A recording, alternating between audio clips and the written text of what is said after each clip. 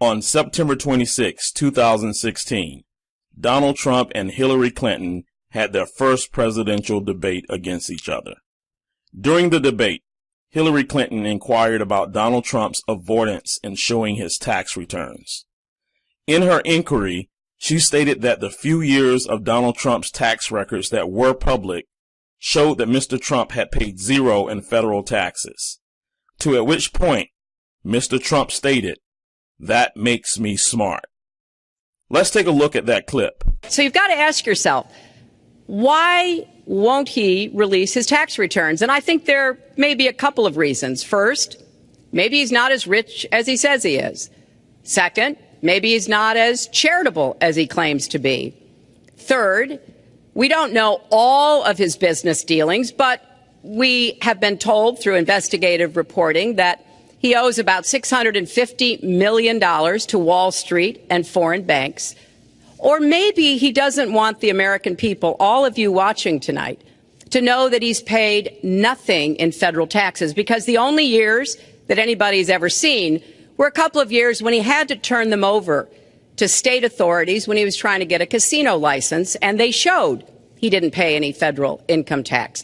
So if he's paid zero, that means zero for troops, zero for vets, zero for schools or health.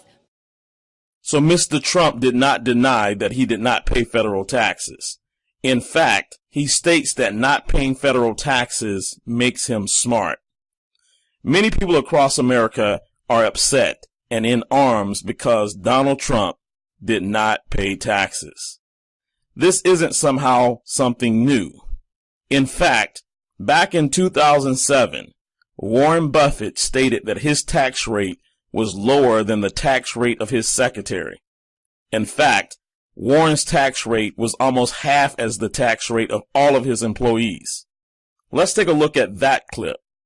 There on the economy, we should say all of this comes with a looming tax fight in Congress. The Democrats want to revamp the tax structure and get rid of some of the loopholes that the wealthy and corporations enjoy to pay less taxes. And it may surprise you to learn that one of the universally accepted richest guys in the world, Warren Buffett, feels he pays too little by percentage. This interesting campaign of his was unveiled in a recent conversation with Tom Brokaw, who is here with us in the studio with more on this. This is fascinating. Brian, it is well known that Warren Buffett is a contrary billionaire. Unlike most of his fellow billionaires, he believes that they should be paying a higher tax rate. And to prove his point, he decided to compare what he pays as a tax rate with what the people who work for him pay. The taxation system has tilted toward the rich and away from the middle class in the last 10 years. It's dramatic, and I don't think it's appreciated. And I think it should be addressed.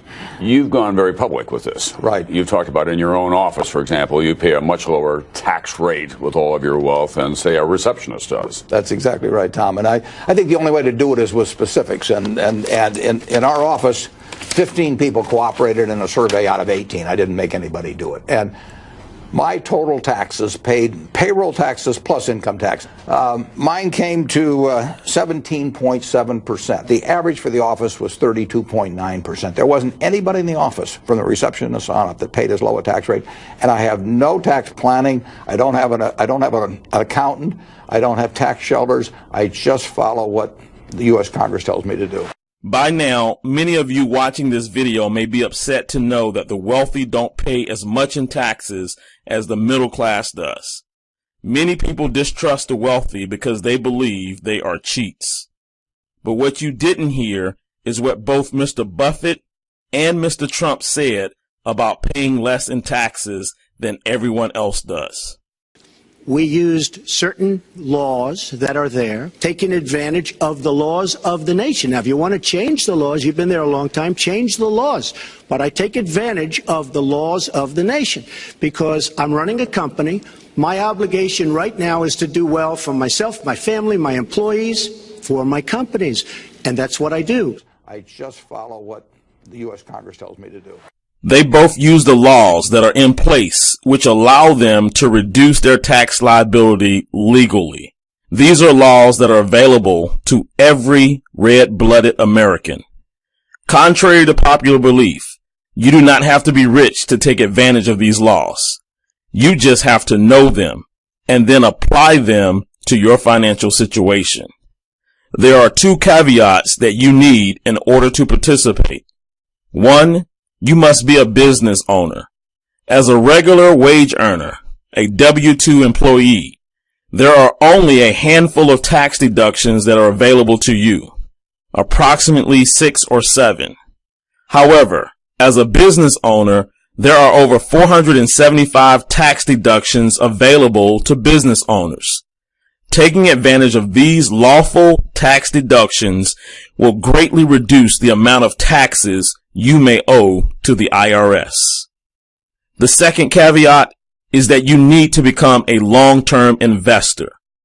Investment income is typically taxed at a lower rate than ordinary income.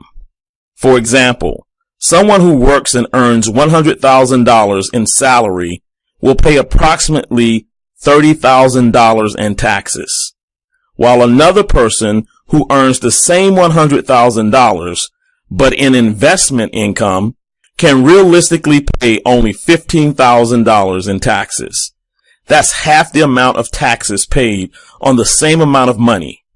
That's the difference between ordinary income tax versus capital gains tax. The great news is that you don't have to be rich to start a business.